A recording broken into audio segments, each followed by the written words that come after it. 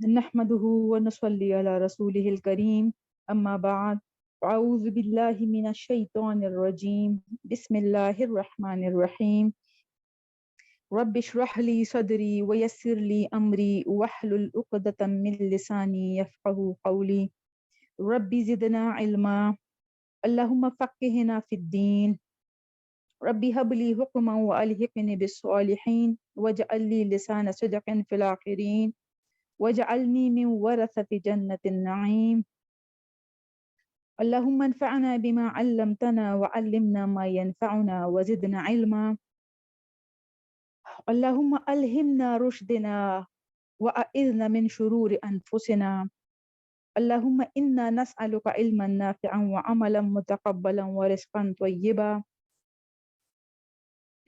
اللهم إني أعوذ بك من علم لا ينفع ومن قلب لا يخشع ومن نفس لا تشبع ومن دعوة لا يستجاب لها اللهم أرنا الحق حقا وارزقنا اتباعه وأرنا الباطل باطلا وارزقنا اجتنابه اللهم اجعل في قلبي نورا وفي بصري نورا وفي سمعي نورا وعن يميني نورا وعن يساري نورا وفوق نورا وتحت نورا وأمامي نورا وخلفي نورا واجعل لي نورا وفي لساني نورا وعصبي نورا ولحمي نورا ودمي نورا وشعري نورا وبشري نورا واجعل في نفسي نورا وعازم لي نورا اللهم أعطني نورا. السلام علیکم ورحمۃ اللہ وبرکاتہ. اللهم صل على محمد وعلى آل محمد كما صليت على إبراهيم وعلى آل إبراهيم إنك حميد مجيد. اللهم بارك على محمد وعلى آل محمد كما باركت على إبراهيم وعلى آل إبراهيم إنك حميد مجيد. سورہ نساء جیسے شروع کے 10 آیات کے بارے میں نے بتایا تھا کہ بہت اہم ہے.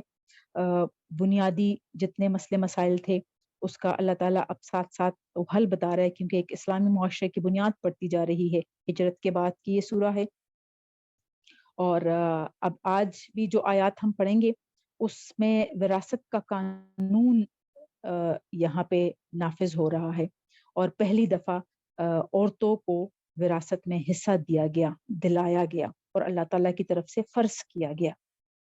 ٹھیک ہے. وراثت کا قانون تو اس کا قانون بہت بڑا ہے، بہت اس کی شکیں ہیں، بہت زیادہ اس میں سارا کچھ ہے. بنیادی باتیں یہاں پہ اللہ تعالیٰ نے جیسے ہوتا ہے نا ایک رول بتا دیا، قاعدہ بتا دیا کہ اس کے مطابق سارا جو فوت ہو جائیں اور پیچھے جو کچھ رہ جائیں اس کے حساب سے تم نے حصے کرنے ہیں. اب اس سے مسئلے کتنے نکلتے ہیں وہ ظاہری بات ہے، اسی طرح سے سارے جو قوانین بنے ہیں اسلامی قوانین اس حساب سے بنے ہیں. یہاں ہم بنیادی اصول صرف پڑھیں گے، پھر جہاں جہاں جو مسئلہ آتا ہے اسی حساب سے ہمیں اس قانون کو سرچ کرنا چاہیے اور ان کتابوں میں پھر پڑھنا چاہیے، یا اسی طرح جن کو ہم مفتی کہتے ہیں ان کے پاس یہ سارے قوانین ہوتے ہیں، ان کو بہت زیادہ کلیئر ہوتا ہے، ان سے پھر مسئلہ دریافت کرنا چاہیے. کیونکہ اب یہاں اگر ہم ایک اس کو ڈسکس کرنا شروع کریں تو بات بہت لمبی ہو جائے گی. بنیادی چیزیں جتنا اللہ تعالیٰ نے یہاں بتایا ہوا ہے اسی کو ہم انشاءاللہ ہم سمجھیں گے، پھر اس حساب سے جہاں جہاں جو ہماری زندگیوں میں جو مسئلہ ہمیں آئے گا اس حساب سے ہمیں سرچ کرنا چاہیے. ٹھیک ہے، ہم شروع کرتے ہیں. آیت نمبر 11 سے ہم شروع کریں گے. اعوذ باللہ من الشیطان الرجیم بسم اللہ الرحمن الرحیم. آیت نمبر 11 ہم پڑھ رہے ہیں. یوسویکم اللہ فی اولادکم، تاکید کرتا ہے تمہیں اللہ تعالیٰ تمہاری اولادوں کے بارے میں. للذکر، مرد کے لیے، مثل مانند حظ الانثیین، حصہ ہے 2 عورتوں کے برابر. فإن کننا، پھر اگر ہو، نساءً عورتیں ہی ہو اور مرد نہ ہو، فوق اثنتین 2 سے زیادہ عورتیں ہو، فلہن تو پھر ان کے لیے ہے ثلثا 2/3 حصہ ہے، ما ترک جو بھی وہ میت چھوڑ جائیں اس کا پھر ان عورتوں کے لیے 2/3 حصہ ہے. وَإِن كَانَتْ، اور اگر ہو وہ، واحدتاً ایک ہی عورت ہو اگر، فلہا تو پھر اس کے لیے النصف آدھا ہے، تو پھر اس عورت کے لیے آدھا حصہ ہے اگر وہ صرف ایک عورت ہو. یہاں ہمیں یہ خیال رکھنا چاہیے کہ یہ صرف بنیادی قانون اللہ تعالیٰ ابھی یہاں پہ بتا رہے ہیں اور حکم دے رہے ہیں، فرض کر رہے ہیں. اس کی جو بھی ڈیٹیل ہوگی، جیسے ہمارے سامنے جو معاملات اگر آتے ہیں یا ہم سے کوئی اس طرح پوچھتا ہے تو ہمیں پہلے یہاں دیکھنا چاہیے، پھر اس کے مطابق ہمیں اور ڈیٹیل دیکھنی چاہیے. کیونکہ ظاہری باتیں اب ہر خاندان کا، ہر فیملی کا مختلف معاملہ ہوگا، تو اس حساب سے پھر ہمیں ان لوگوں سے کانٹیکٹ کرنا چاہیے. یہاں اللہ تعالیٰ بنیادی قانون بتا رہے، کیونکہ اس جیسے ہجرت کے بعد بھی اور ویسے بھی عرب معاشرے میں جو کیا روایت چلی آ رہی تھی، کیونکہ عورتیں ہمیشہ سے وہ کمزور تھی، ان کو انہوں نے دبا کے رکھا ہوا تھا. تو جب ان کا کوئی سرپرست فوت ہو جاتا تھا، چاہے وہ والد، چاہے وہ بھائی یا وہ شوہر، اور پیچھے سے اگر مال چھوڑ دیتا تھا، تو اس مال پر یا تو وہ شوہر کے بھائی سارے وہ قبضہ کر لیتے تھے، اور یا اگر کوئی بھائی ہے تو وہ قبضہ کر لیتا تھا، عورتوں کو حصہ نہیں ملتا تھا. یا اسی طرح اگر سوتیلے بیٹے ہوتے تھے تو وہ قبضہ کر لیتے تھے اور عورتوں کا کوئی حصہ نہیں ہوتا تھا. یا پھر یہ ایک جاہلیت کی ایک روایت یہ تھی کہ وہ ان عورتوں کو چاہے وہ مطلب ان کے محرم بھی اگر ہوتے تھے تو وہ ان سے وہ نکاح کا ایک یوں سمجھے کہ ایک روایت قائم کر لیتے، نکاح کر لیتے صرف اس وراثت کی وجہ سے، تاکہ یہ عورت جو ہے وہ کہیں باہر نہ جائے اور اس کا جتنا بھی مال ہے اور جو بھی اس کے پاس ہے وہ سارا کچھ رہ جائیں گھر میں ہی اور میرے پاس رہ جائیں. تو اس کو اس جاہلیت کے ہر روایت کا اللہ تعالیٰ نے خاتمہ کیا ہے نبی پاک صلی اللہ علیہ وسلم کے ذریعے سے. تو یہاں وہ قانون اللہ تعالیٰ وہ فرما رہے ہیں. اسی طرح جو جیسے شہید ہو جاتے تھے جنگ میں، تو اس وقت تک جیسے ابھی ہجرت کے بعد چند جو شروع کا جو تھوڑا سا ٹائم تھا، اس میں ابھی جب تک یہ قانون نہیں آیا تھا، نافذ نہیں ہوا تھا، اللہ تعالیٰ کی طرف سے وہی نہیں آئی تھی، تو اس میں کیا تھا کہ جو شہید ہو جاتے تھے پیچھے سے جو کچھ رہ جاتا تھا وہ پھر جو سرپرست ہوتے تھے وہ سارا کچھ لے لیتے تھے. تو اسی طرح ایک عورت آئی تھی نبی پاک صلی اللہ علیہ وسلم کے پاس اپنی فریاد لے کر کہ ان کے جیسے دیور نے سارا کچھ لے لیا تھا اور ان کی بیٹی ایسی رہ گئی تھی. تو اللہ تعالیٰ کے نبی صلی اللہ علیہ وسلم نے فرمایا کہ بھی صبر کرو، اللہ تعالیٰ حکم نازل فرما دے گا. پھر یہ وحی آئی تو پھر یہ قانون نافذ ہوا، پھر اللہ تعالیٰ کے نبی نے صلی اللہ علیہ وسلم نے سب کو یہ بتا دیا.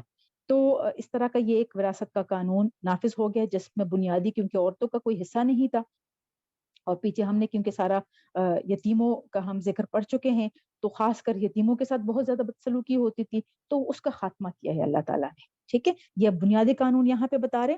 جہاں ہمیں تفصیل چاہیے ہوگی وہ ہمیں ذرا اور کتابیں بھی ہمیں دیکھنی ہوگی، اور اس معاملے سے جو ان کے جو عالم ہوں گے اور جو مفتی ہوں گے ان سے ہمیں مسئلہ پھر پوچھنا ہوگا.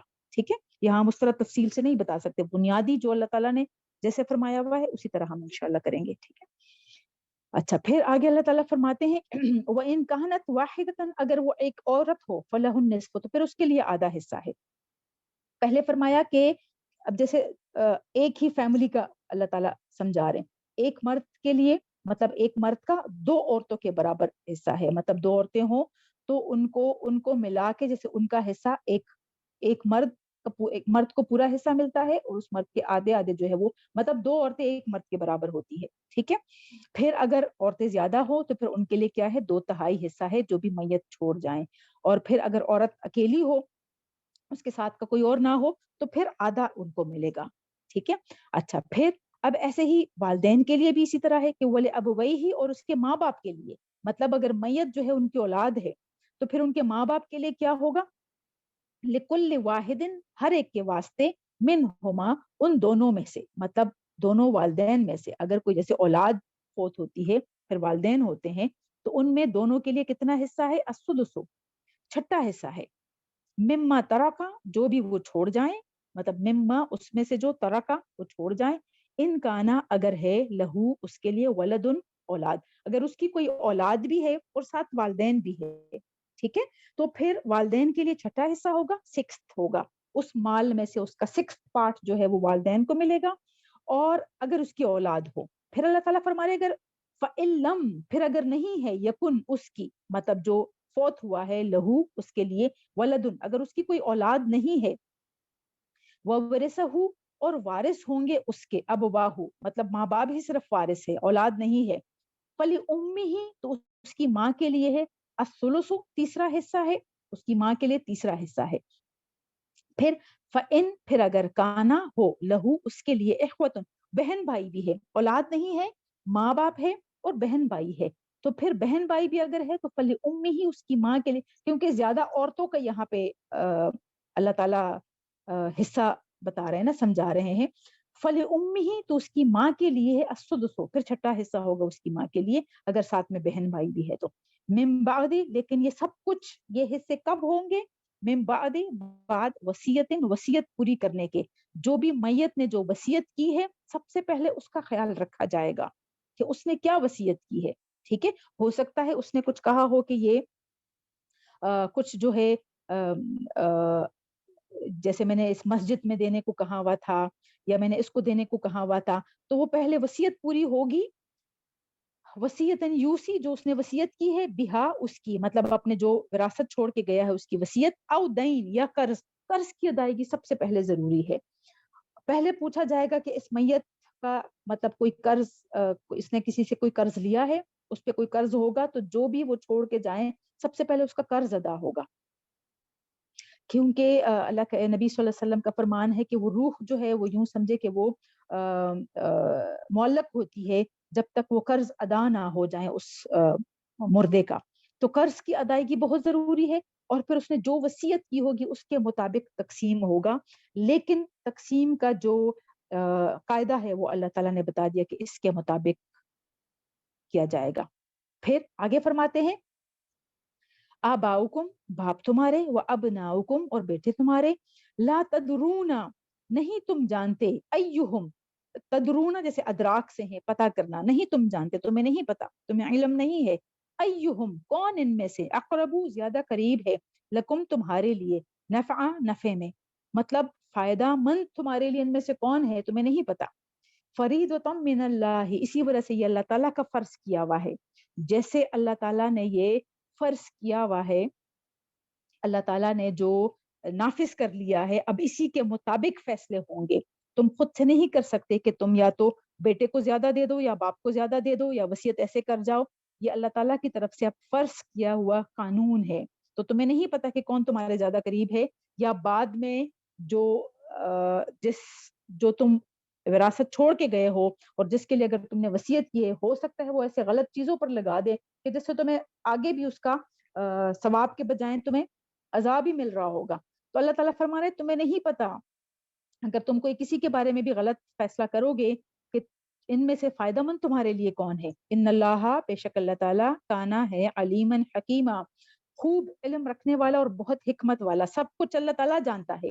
اسی وجہ سے اللہ تعالیٰ کے یہ فرض کیے ہوئے حصے ہیں، یہ قانون ہے، اس کے مطابق تم نے فیصلہ کرنا ہے. اور اللہ کے نبی صلی اللہ علیہ وسلم کا ارشاد ہے کہ کوئی ایک بندہ مومن جو ہے وہ ساری زندگی 60-70 سال تک وہ نیک عمل کرتا رہتا ہے، اور آخرت میں جب ان کا وقت قریب آ جاتا ہے، جیسے وہ موت کے قریب ہو جاتا ہے، تو وہ اتنی غلط وصیت کر جاتا ہے کہ اس کی وجہ سے اس کے وہ سارے اعمال ضائع ہو جاتے ہیں اور اس کو عذاب ملتا رہتا ہے. اسی طرح فرمایا کہ کوئی 60-70 سال تک جو بھی جیسے نافرمانی میں مبتلا ہوتا ہے، لیکن آخرت میں وہ اتنی اچھی وصیت کر جاتا ہے جس کی وجہ سے اس کی بخشش ہو جاتی ہے. تو ہمیں ایسی غلط وصیت سے بچنا چاہیے. جو اللہ تعالیٰ کے مقرر کیے ہوئے حصے ہیں، جو فرائض ہے، اسی کے مطابق ہمیں عمل کرنا چاہیے، نہ اس سے کم نہ اس سے زیادہ. کیونکہ جیسے میرے جب میں تھوڑا سا یہ پڑھ رہی تھی تو بار بار دماغ میں جو کچھ انسان سامنے دیکھتا ہے یا جس جس جس جس اس سے گزرا ہو وہ سب کچھ سامنے آتا ہے. تو بہت ساری ایسی فیملیز اور بہت ساری ان فیملیز کی ایسی باتیں اور ان کے فیصلے سامنے آ رہے تھے کہ کتنے غلط فیصلے کر جاتے ہیں لوگ لا علمی میں، جن کو نہیں پتا کہ اللہ تعالیٰ، کیونکہ ہر بات ہماری زندگی کا جو مسئلے ہوتے ہیں اس کا حل قرآن پاک میں موجود ہے. اور جہاں ہمیں لگے کہ ہمیں قرآن پاک سے سمجھ نہیں آ رہی تو وہ احادیث میں ہے، نبی پاک صلی اللہ علیہ وسلم کی سنت سے وہ ثابت ہے. تو ہم اگر یہ دونوں طریقے چھوڑ کر کہیں اور سے یا خود سے فیصلے کریں گے تو وہ ہمیشہ خسارے کا ہی فیصلہ ہوتا ہے، وہ خسارے کا ہی سودا ہوتا ہے، اس سے ہمیں بچنا چاہیے. 2-3 کا میں ذکر کروں گی جو میرے سامنے ایسا ہوا ہے کہ جیسے کوئی باپ مر رہا ہے تو اس نے یا تو کسی نے اس سے زبردستی سپوز جیسے 3-4 بیٹے ہیں تو وہ ایک بیٹے نے جیسے ان کے ساتھ اگر رہ رہا تھا تو اس نے جتنی زیادہ جو ورثہ تھا، مطلب جو بھی جائیداد تھی، وہ اپنے نام کرا لی.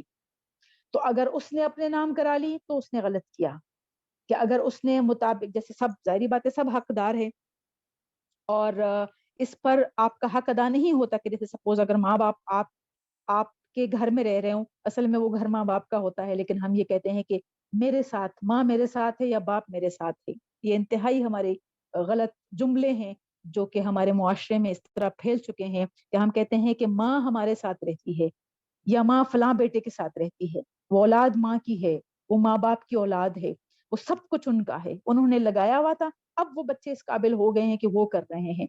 तो जितने भी बच्चे होते हैं वो सारे घर माँ के ही होते हैं, जितने भी बच्चे होते हैं वो सारे घर बाप के ही होते हैं। तो ये कहना चाहिए कि ये माँ बाप का घर है और मैं उनके साथ रह रही हूँ या मैं उनके साथ रह रहा हूँ। तो ये हमें ये लगता है कि जिन जो माँ बाप जिनके साथ होते हैं तो उनका हक ज्यादा है, या वो इसी वजह से वो सारा कुछ उनकी तरफ कर दिया क्योंकि वो माँ बाप उनके साथ हैं, या माँ बाप ने भी उनके नाम इस वजह से किया क्योंकि वो उनके साथ है। ये सारा कुछ गलत है। आपने इंसाफ से काम लेना है, सबका हक है और सबको अपना अपना हक बराबर देना चाहिए। तो ऐसे ही जैसे एक बाप ने अगर सिर्फ एक बेटे के नाम सारा कुछ कर दिया तो उसने गलत किया, और अगर उस बेटे ने जबरदस्ती लिखवाया है तो वो गलत किया है, उसने अपनी जगह जहन्नम में बना ली है। इसी तरह एक फैमिली से मैं मिली जो कि जैसे औरत थी, तो वो बहुत फख्र से जैसे बता रही थी कि हमारे बाप ने हमें भाइयों के बराबर हिस्सा दिया है। ठीक है, ये अब बहुत जैसे कंट्रास्ट है, कहीं कुछ मुआशरों में ऐसा है कि जैसे औरत को बेटियों को और बहनों को हिस्सा देते ही नहीं है, या हिस्सों की वजह से उनको घर पे रखा हुआ होता है। कहीं पे इतना ऑपोजिट मिलता है कि वो कहती है कि हमें भाइयों के बराबर हिस्सा मिला हुआ है। अच्छा, अब यहाँ पे क्या है, अल्लाह हर हर हुक्म में, अल्लाह ताला के हर हुक्म में हिकमत होती है, हिकमत। अल्लाह ताला फरमा रहे हैं ना, अलीमन हकीमा। वो हिकमत क्या है, एक एक औरत जो है उनको हर लिहाज से प्रोटेक्शन दी हुई है। शादी ना हुई हो तो माँ बाप पहले है, फिर भाई। ठीक है, वो कफालत कर रहे हैं, बच्ची को कमाना नहीं पड़ रहा ना, तो ये उनके एक एक हिसार में है। इसी वजह से उनको इतना हिस्सा नहीं चाहिए क्योंकि वो किसी की कफालत तो नहीं कर रही ना। फिर इसी तरह अगर शादी होती है तो वो बाप और भाई तो होते ही हैं, लेकिन यहाँ आकर एक और उनको हिफाजती हिसार मिल जाता है जो कि शोहर की सूरत में होता है। फिर उनकी अगर औलाद होती है और उनमें अगर बेटे हैं तो वो और हिफाजत में आ जाती है। तो ये अब इनके किफालत कर रहे होते हैं, शोहर कर रहा होता है, फिर बेटे कर रहे होते हैं। तो ये हर लिहाज से औरत जो है इन सारी महफूज चार दीवारी में है। तो उनको उन औरत ने तो किसी की कफालत नहीं करनी ना, किसी को तो कमा के नहीं देना ना, किसी की जिम्मेदारी तो उस पर नहीं है। इसी वजह से उसका हिस्सा जो है वो आधा है मर्द से। मर्द ने क्योंकि पूरा खानदान चलाना होता है, कहीं कहीं कुछ जगहों पे ऐसा भी होता है, हालात ऐसे होते हैं कि मर्द ने अपने घर के साथ साथ और बहुत सारे घरों का ख्याल रखना होता है। वो अपने घर का भी ख्याल रख रहा है, कहीं पे ऐसा है कि कोई बहन बेवा हो जाती है या कोई मसला हो जाता है तो वो उसकी भी कफालत कर रहा होता है। कहीं पे ऐसा होता है कि वो कोई भी उसका अगर जैसे या रिश्तेदार है या हो सकता है बहन की कोई बच्ची हो और उसके कोई मसले मसाइल होते हैं तो वो उसकी भी कफालत कर रहा होता है। तो इसी वजह से मर्द का हिस्सा ज्यादा रखा हुआ है, औरत की उसके निस्बत कम है, क्योंकि औरत के ऊपर और कवाम है ना, उन्होंने उनको कमा के देना है। औरत की जिम्मेदारी में नहीं है कमाना या कमा कर लाना या देना। उसके कवाम अल्लाह ताला ने बनाए हुए हैं, सरपरस्त बनाए हुए हैं। बाप है, फिर भाई है, फिर उसके बाद शौहर है, फिर बेटे हैं। फिर उन सब के होते हुए औरत को कमाने की जरूरत नहीं है, कमाती है तो वो उसका अपने पैसे हैं, उसकी वजह से उन पर फर्ज नहीं है कि वो इर्द गिर्द लगाए या वो घर में खर्च करे, उसकी अपनी मर्जी है वो जहां खर्च करे। और अगर जरूरत है तो जरूरत के तहत बिल्कुल औरत कमा सकती है। अल्लाह ताला के हदूद बताए हुए हदूद में रहकर वो बिल्कुल कमा सकती है, हक हलाल की कमाई होती है। लेकिन उस पर कुछ अल्लाह ताला की तरफ से कुछ फर्ज नहीं किया गया, जरूरत जहां पे होती है उसके हिसाब से बिल्कुल वो कर सकती है। तो ये इन सारी बातों का, इन सारी चीजों का हमें ख्याल रखना चाहिए। आगे अल्लाह ताला बताएंगे कि अल्लाह ताला के हदूद से इससे तजावुज नहीं करना चाहिए, ना कम रखना चाहिए या ना ज्यादा देना चाहिए। वही होता है ना, फिर हम लाइन से हट जाते हैं। जैसे हमें लगता है हम करते किस वजह से, हम सवाब की नीयत से करते हैं। जैसे अगर सपोज कोई ज्यादा अगर हिस्सा देता है तो क्या होता है कि अच्छा नहीं, मैंने क्योंकि बस बिल्कुल बराबर रखा हुआ है। तो जब अल्लाह ताला ने नहीं रखा हुआ बराबर मर्द और औरत को, तो हम कौन होते हैं उनको बराबर की हैसियत देने वाले। تو یہ کیا ہو مطلب ثواب کی نیت سے اور اچھی نیت سے ہی کر رہے ہوتے ہیں، لیکن وہی ہمارے لیے پھر آگے وبال جان ہوتا ہے، ہمارے لیے عذاب کا سبب بن جاتا ہے، جس سے ہمیں بچنا چاہیے۔ آگے چلتے ہیں۔ وَلَكُمْ اور تمہارے لیے ہے نصف آدھا، ماں جو طرح کا چھوڑا، ازواجکم تمہاری بیویوں نے۔ اب وہاں پہ جیسے اگر مرد شوہر ہے یا بیٹا ہے، ان کی وفات کے بعد کیا حالات ہوتے ہیں اس کے لحاظ سے اب یہاں پہ عورت کے لحاظ سے اب بتایا جا رہا ہے کہ اگر کوئی بیوی فوت ہوتی ہے اور پھر اس کی آگے اگر کوئی وراثت رہتی ہے، کوئی جائیداد ہے، پھر اس کو کیسے تقسیم کیا جائے گا۔ وَلَكُمْ اور تمہارے لیے نصف آدھا ہے، ماں ترکا جو چھوڑا، ازواجکم تمہاری بیویوں نے، ان اگر لم نہیں ہے، یکن ہو مطلب اگر نہ ہو، لہن اس عورت کے لیے، ولدن کوئی اولاد، اگر اس عورت کی کوئی اولاد نہیں ہے تو پھر اس کے خاوند کے لیے اس کا آدھا حصہ ہے، اور آدھا حصہ کہاں جائے گا؟ جو پیچھے اس کے ماں باپ ہے یا اس کے بہن بھائی ہے، ٹھیک ہے۔ اس لیے میں کہہ رہی ہوں کہ یہاں پہ جیسے بنیادی چیزیں آ رہی ہے، پھر تفصیل جو ہے وہ ہمیں ظاہری بات ہے اس کو اور ذرا ڈگ آؤٹ کرنا پڑے گا، دیکھنا پڑے گا کہ کس کس کا کیا معاملہ ہے۔ فَإِن كَانَ پھر اگر ہے، لہن ان کے لیے، ولدن اگر اس کی کوئی اولاد ہے، تو فَلَكُمُ الرُّعْبَ پھر تمہارے لیے کیا ہے؟ چوتھا حصہ ہے، مطلب اس خاوند کے لیے پھر فورتھ بنے گا اس کے مال میں سے، مما اس میں سے جو ترکنا وہ چھوڑ جائیں، من بعد لیکن یہاں بھی اللہ تعالیٰ کیا بتا رہے کہ وصیتن وصیت کے بعد، یوسینا جو عورت وصیت کر جائیں اس کے وصیت کے بعد یہ سارا کچھ ہوگا، بہا جس کی، او یا دین قرض کی ادائیگی کے بعد، سب سے پہلے قرض کی ادائیگی ہوگی، پھر اس کے وصیت کو دیکھنا پڑے گا، اور پھر اس کے بعد جو کچھ بھی رہتا ہے اس کے مطابق یہ فیصلے کرنے ہوں گے، یہ فراست تقسیم کرنی ہوگی۔ وَلَهُنَّ اور ان عورتوں کے لیے ہے، ربع چھوٹا حصہ، مما اس میں سے جو ترکتم چھوڑا تم نے، علم اگر نہیں ہے، یکن اگر نہیں ہے، لکم تمہارے لیے، ولدن کوئی اولاد، اگر تمہاری کوئی اولاد نہیں ہے، عورت ہی چھوڑ کے گئے ہو، تو پھر اس کا فورتھ بنے گا۔ فَإِن كَانَ پھر اگر ہے، لکم تمہارے لیے، ولدن مطلب تمہاری کوئی اولاد بھی ہے، فَلَهُنَّ تو ان کے لیے ہے، الثُّمُنُ آٹھواں حصہ ہے، پھر مما اس میں سے جو ترکتم چھوڑا تم نے، من بعد بعد وصیتن وصیت کے، تو سونا تم وصیت کر جاؤ، بہا جس کی، او دین یا قرض کی ادائیگی کے بعد۔ بار بار یہی آتا ہے کہ حصے تب ہوں گے جب سب سے پہلے قرض کی ادائیگی ہوگی اور اس کے بعد اس وصیت کو دیکھا جائے گا کہ کیا وصیت جو میت ہے اس نے کیا وصیت کی ہے، اور وصیت اگر نہیں کی تو پھر جو اللہ تعالیٰ کا فرمان ہے اس کے مطابق ایسے ہی تقسیم کرنا پڑے گا۔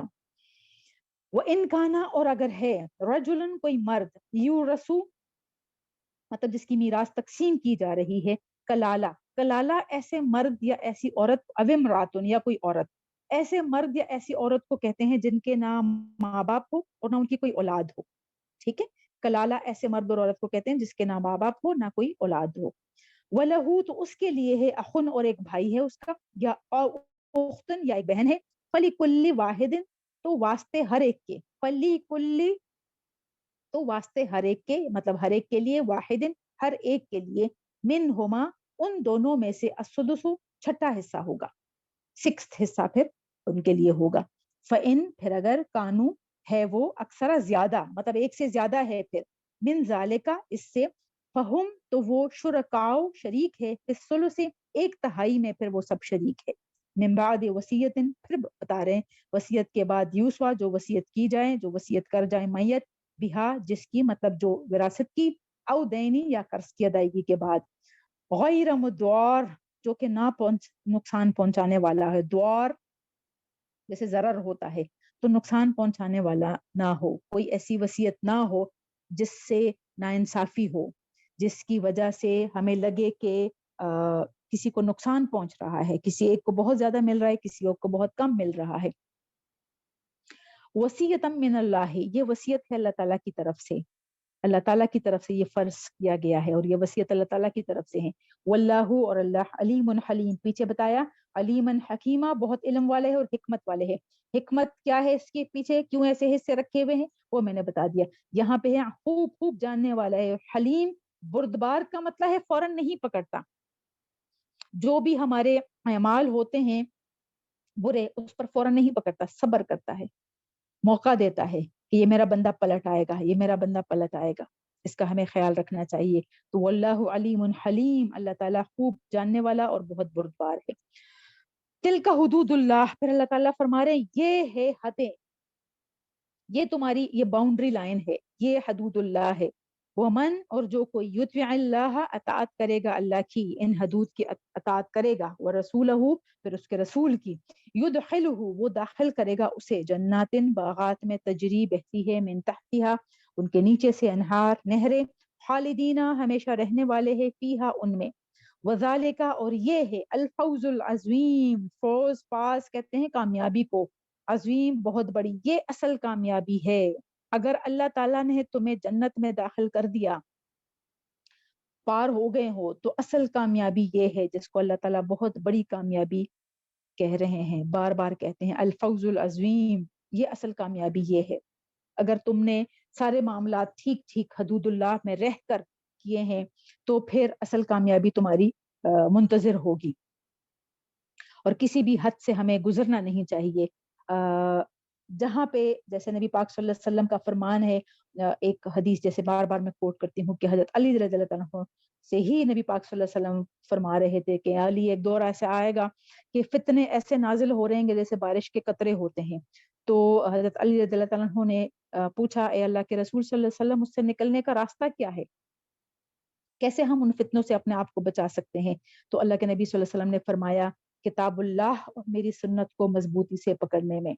हर मामला अल्लाह की किताब की तरफ लौटाओगे, हर मामला वहां से अगर कुछ लगे कि कंफ्यूजन है, समझ नहीं आ रहा, तो मेरी सुन्नत में से हिदायत लेना, इसको मजबूती से पकड़ोगे तो कभी भी गुमराह नहीं होगे।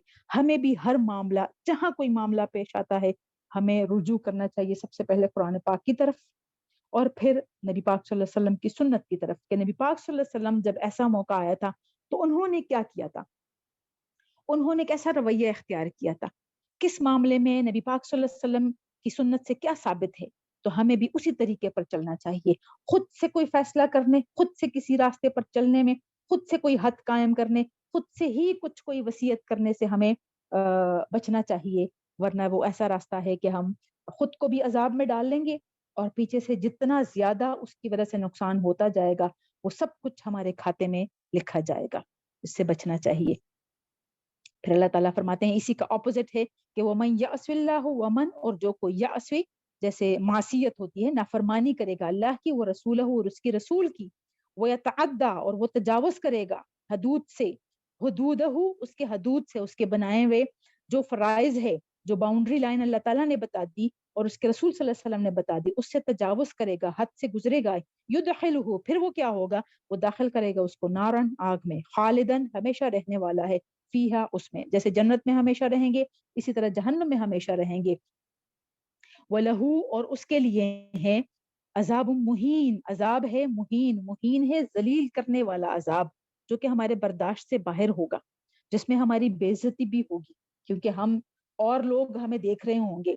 जैसे अगर वो लोग हमारे साथ जहन्नुम में हैं और दुनिया में वो हमें अच्छा तस्वर कर रहे थे, उनको लग रहा था कि हम बहुत अच्छे इंसान हैं, या हम सपोज जो कुछ भी कर रहे थे अगर वो दिखावे के लिए कर रहे थे, तो वो अगर और लोगों पर अच्छा इंप्रेशन पड़ रहा था, और वहां वो हमें जहन्नम में देखते हैं, तो हमारे लिए क्या है, रुसवाई है ना, उसके सामने शर्मिंदगी, अल्लाह ताला के सामने तो शर्मिंदा है ही है, उन लोगों के सामने शर्मिंदगी है कि वो कहेंगे, अच्छा भाई तुम तो बड़े वहां अच्छे बन रहे थे, पारसा बन रहे थे, इतने नमाजी परहेजगार थे, हर बात का ख्याल रख रहे थे, और यहाँ मेरे साथ जहन्नुम में चल रहे हो, मैं तो समझ रहा था कि मैं ही नाफरमान हूँ।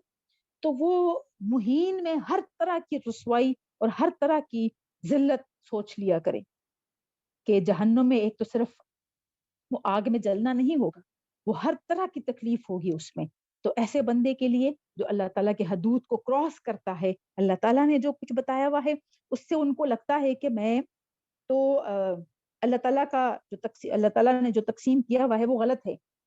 नऊजुबिल्लाह, अल्लाह ताला को नहीं पता कि अच्छा भी औरतों को कितना हिस्सा देना चाहिए, ये मेरी बहन मुझे इतनी प्यारी है, मैंने तो पूरा पूरा इसको देना है, ये मेरी बेटी इतनी प्यारी है, बेटों से ज्यादा मुझे प्यारी है, अल्लाह ताला को नहीं पता कि इसके लिए कितना हिस्सा रखना है। तो मैं ज्यादा बेहतर समझता हूँ, नऊजुबिल्लाह, ये क्या है, अल्लाह ताला के हदूद को क्रॉस करना है, किसी भी लिहाज से ہم جو کچھ کرتے ہیں وہ مسلمان ہونے کے ناطے محبت میں ہی کرتے ہیں، چاہے وہ اللہ اور نبی صلی اللہ علیہ وسلم کے ساتھ ہو یا اپنی اولادوں کے ساتھ ہو یا اپنے رشتہ داروں کے ساتھ ہو، محبت میں آ کے ہی ہم یا نفرت میں یا محبت میں ہم ایسے اقدام اٹھاتے ہیں جو کہ ہمارے لیے عذاب اور رسوائی کے سبب بنتے ہیں. تو ہمیں ایسے ساری نافرمانیوں سے ہمیں بچنا چاہیے. جو معاملہ ہوتا ہے جہاں ہم پھنس جائیں وہ ہمیں قرآن یعنی اللہ تعالیٰ اور اس کے رسول کی طرف ہی لوٹانا چاہیے. لوٹانے کا یہ مطلب ہے کہ وہاں ہمیں رجوع کرنا چاہیے. کوئی ایسا معاملہ نہیں ہے جس کا حل ہمیں اللہ تعالیٰ نے نہ بتایا ہو اس قرآن پاک میں یا اپنے نبی پاک صلی اللہ علیہ وسلم کے ذریعے سے ہمیں راستہ نہ بتایا ہو کہ اس طرح کرنا ہے، ایسے کرنا ہے، تم نے یہ راستہ اختیار کرنا ہے، ان باتوں پر عمل کرنا ہے، اس راستے پر چلنا ہے. تو ہمیں ہر معاملے کو ہمیشہ بس یہ یاد رکھے کہ ہم نے ہر معاملے کو اللہ تعالیٰ اور اس کے رسول کی طرف ہی لوٹانا ہے. ہم نے خود سے کوئی فیصلہ نہیں کرنا، ہم نے سنی سنائی باتوں پر عمل نہیں کرنا، ہم نے کسی کی پیروی نہیں کرنی، ہم نے کسی کو بھی نہیں فالو کرنا.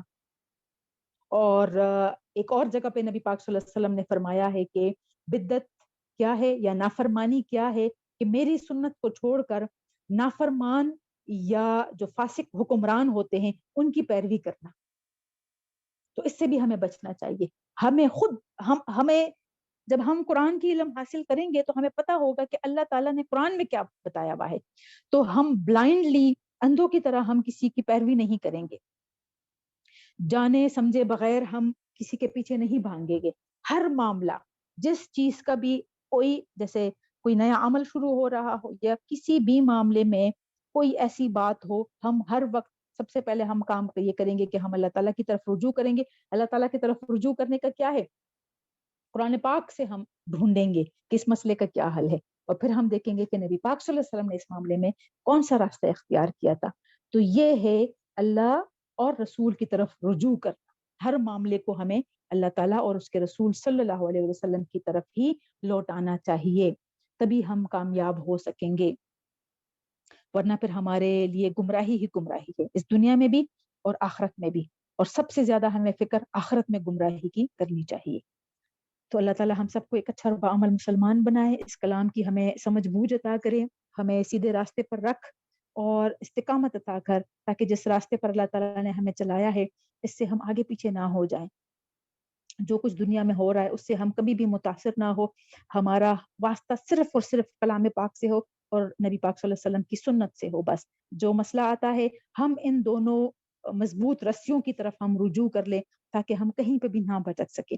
اللہ تعالیٰ ہم سب کو اچھا اور بعمل مسلمان بنائے. آمین ثم آمین. یہ ہر وقت اپنے لیے بھی دعا کیا کرے، اپنے بچوں کے لیے، اپنے اولاد کے لیے، اپنے مسلمان بہن بھائیوں کے لیے بھی دعا کیا کرے. وآخر دعوانا ان الحمد لله رب العالمين. سبحانك اللهم وبحمدك نشهد ان لا اله الا انت نستغفرك ونتوب اليك. السلام عليكم ورحمة الله وبركاته.